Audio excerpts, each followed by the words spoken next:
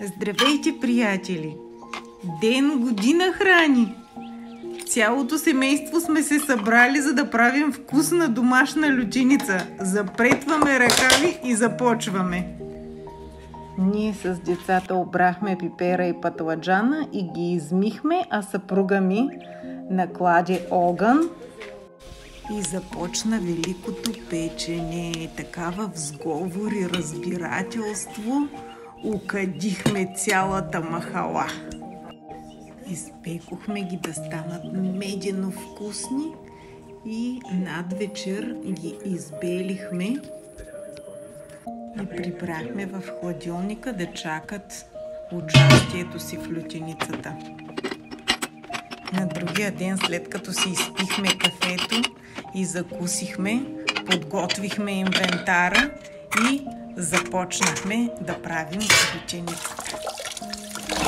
Измихме и изчистихме морковите и чесъна, обрахме доматите, възхитихме се на сладостта и на красотата им. Всички ме похвалиха какви хубави биодомати съм си отгледала, напечени от слънцето и с чудесен аромат. Живи, красиви и щастливи. Хубаво нещо.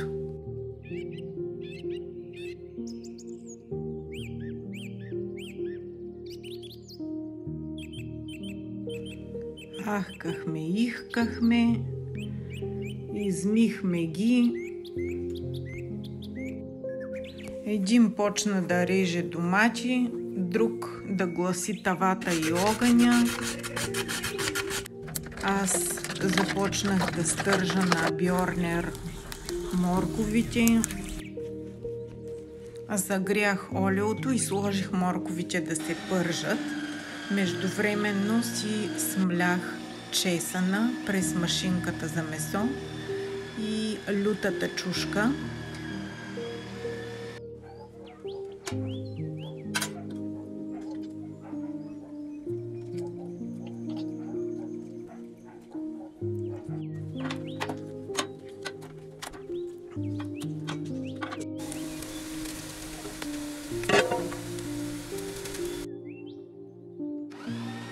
Добавих си ги едно след друго към морковите и започнах да меля домати.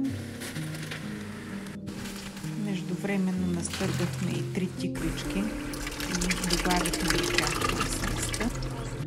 Позадушихме ги и започнахме с мляното домати. Постепенно един бърка изварява, друг мели, друг реже.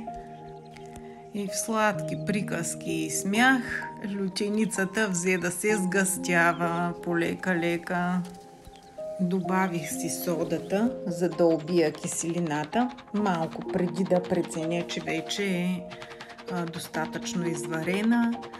Нарязах си патладжана около час преди да е готова лютеницата.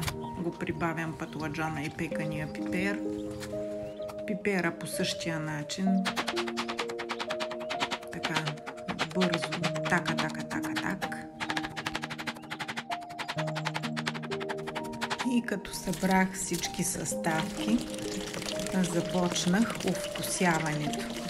Сложих си солта, захарта,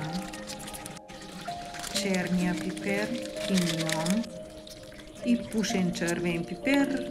И така, да има, защото не е достатъчно опушена на огъня. 5 минути преди да смъкна, добавих и целинката нарязана на ситно и тъй като стана много късно, решихме да я съхраним в големи хубави чувейни и на другия ден да я дегустираме и пълним в буркани. Варя бурканите 30 минути след като заври водата,